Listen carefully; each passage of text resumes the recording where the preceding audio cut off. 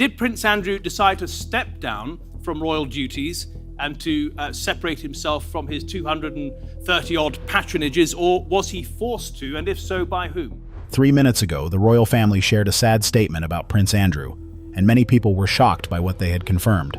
Emotions are high within the palace, and the reality is more tragic than expected. What really happened? Why did the royal family choose to speak out at this moment? Because there is no good time to talk about Mr. Epstein and all things. What does this mean for the future of the monarchy? Stay with us as we reveal the untold story, the hidden discussions, and the emotional impact shaking Buckingham Palace. You'll want to watch until the end, as this changes everything. The shocking announcement. Moments ago, a shocking announcement about Prince Andrew shattered the calm.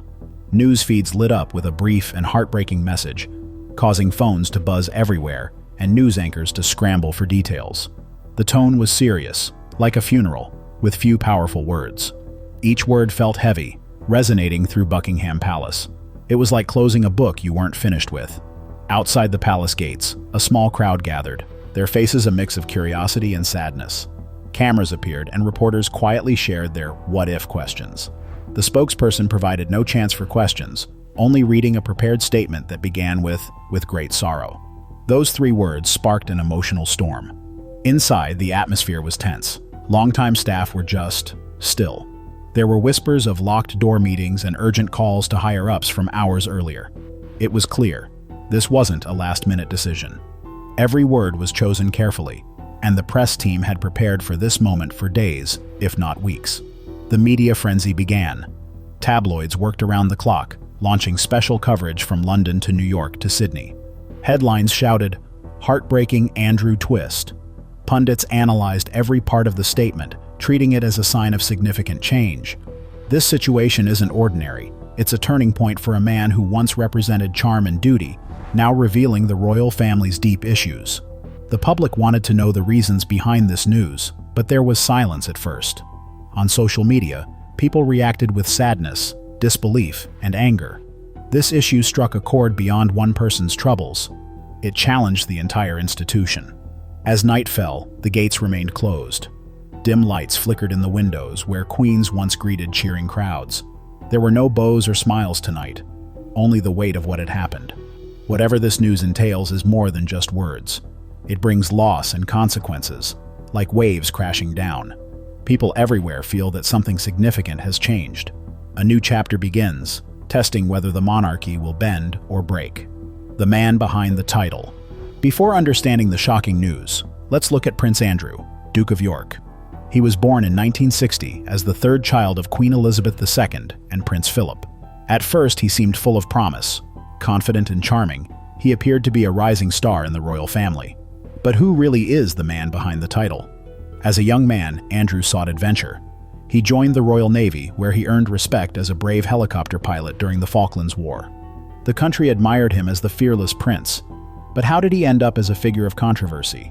In the 80s and 90s, Andrew enjoyed a glamorous lifestyle, traveling the world with his mother and enthusiastically attending events. He married Sarah Ferguson in 1986, and their fairy tale wedding captivated many. The Duke and Duchess of York seemed a perfect match, but that did not last.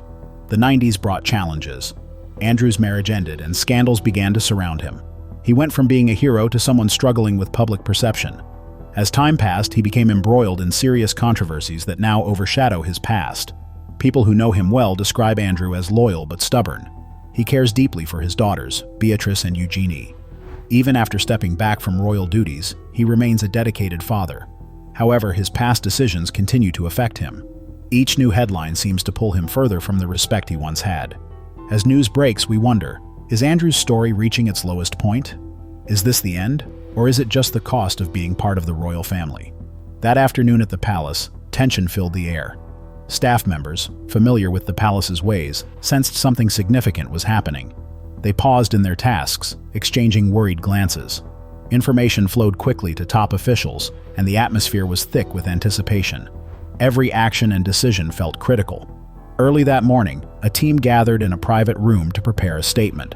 Lawyers, communication experts, and trusted advisors worked diligently to craft a careful message. The stakes were high, and they knew there would be no turning back once the announcement was made. The words chosen had to be accurate while minimizing damage to the royal reputation. Consultations and the Queen's final nod. All morning, important calls flowed into Balmoral, Windsor, and Clarence House. The voices were calm but heavy, like they were carrying a lot of weight. The Queen? She stayed composed, listening carefully and nodding thoughtfully. Every decision went through her first, approved with her steady gaze. When she made her choice, there was no emotional weakness, only the duty of the crown. Those who noticed this moment felt that the silence hit harder than any loud statement. In the palace, everyone buzzed with discussions about timing. Should they wait for dusk, letting the day fade, or act early to control the what-ifs? The team understood. If they delayed, rumors would spread. They decided on an early afternoon announcement when the world was alert and engaged. Tension grew as time passed slowly. The statement was ready on the website, and social media was prepared. One press officer had the task. With a deep breath, they clicked. The quiet was broken. After years of speculation and weeks of planning, words became available to everyone. The world reacted. News agencies picked it up, and broadcasts aired from London to LA, screens filled with breaking news, with the palace gates visible under gray skies. News anchors spoke calmly, but their eyes showed the moment's importance. In the command room, eyes were glued to screens while some took notes. Rain tapped softly on the windows, creating a sigh-like sound. There was no conversation. They knew it was beyond their control. The world would respond in its own way.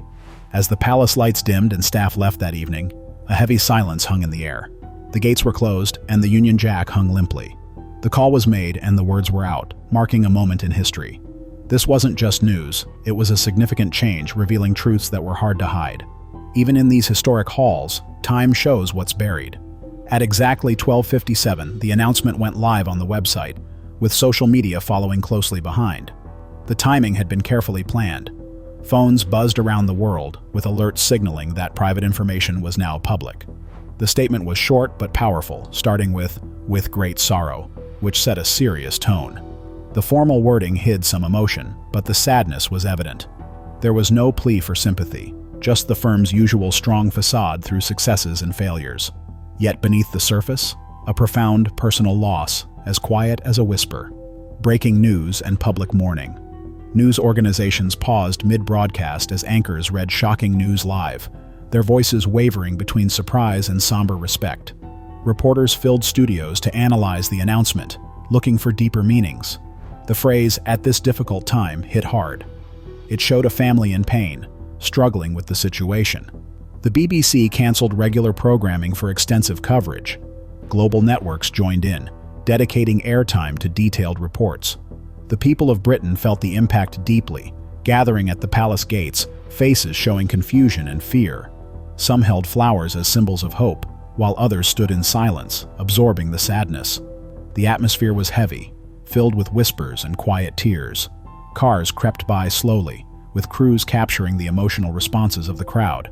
Inside the palace, a team monitored the news as it spread globally, receiving requests for updates. But there were no more comments from the royals. Their statement stood alone, which seemed intentional.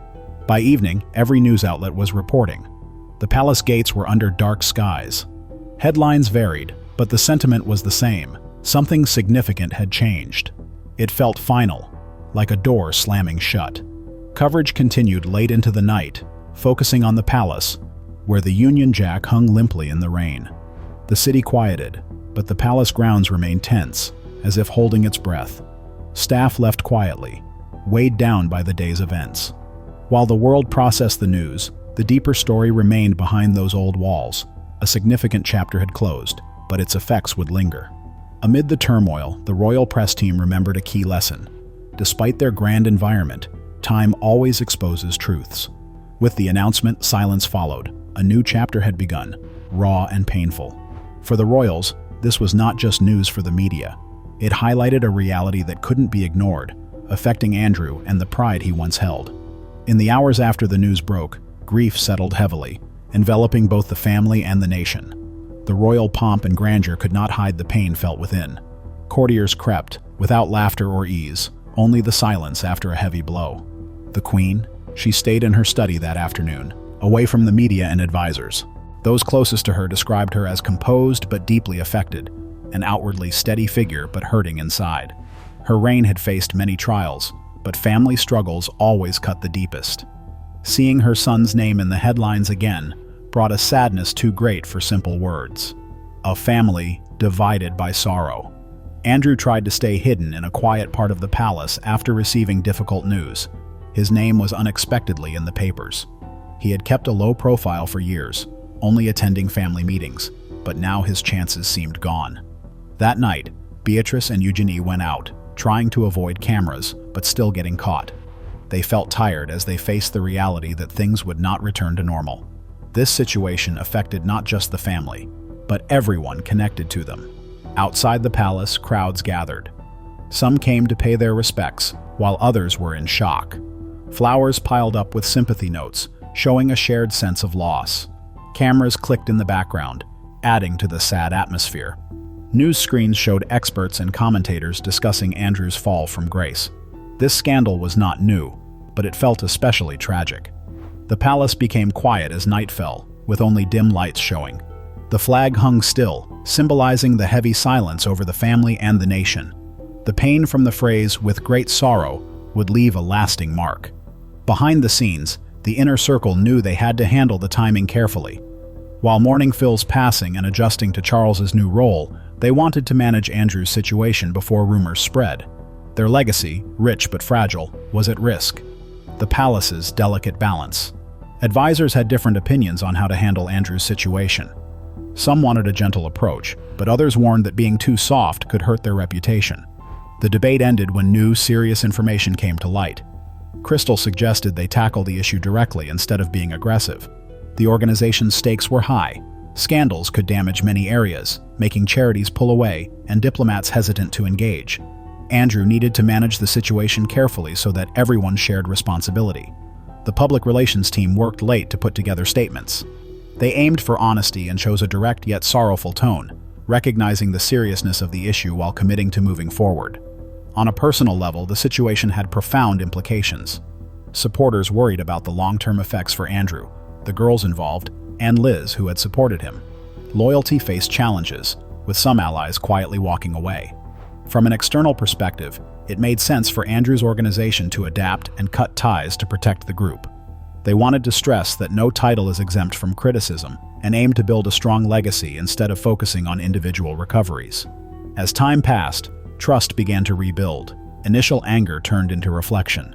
The royals decided, sending a clear message, the crown would continue, even if it meant sacrificing family connections. Behind closed doors, the palace is tense after the recent drop. People keep their curtains closed and speak carefully, as if sharing secrets. The atmosphere feels tired and uneasy. Late-night meetings drag on, filled with cautious whispers, and no one wants to say too much. Top executives gather in a private drawing room. Reports and papers are spread over the tables as they analyze the situation.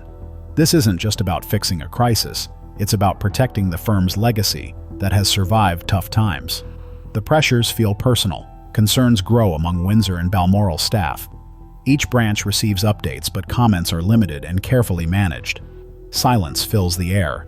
Meanwhile, Andrew's supporters appear stressed. They avoid eye contact and stay in the background. Public reactions are mixed. Some people feel sympathy, while others show anger. Staff members sift through emails, unsure of who sees what. Andrew walks through empty halls, where family photos now seem distant. The division within the palace is clear.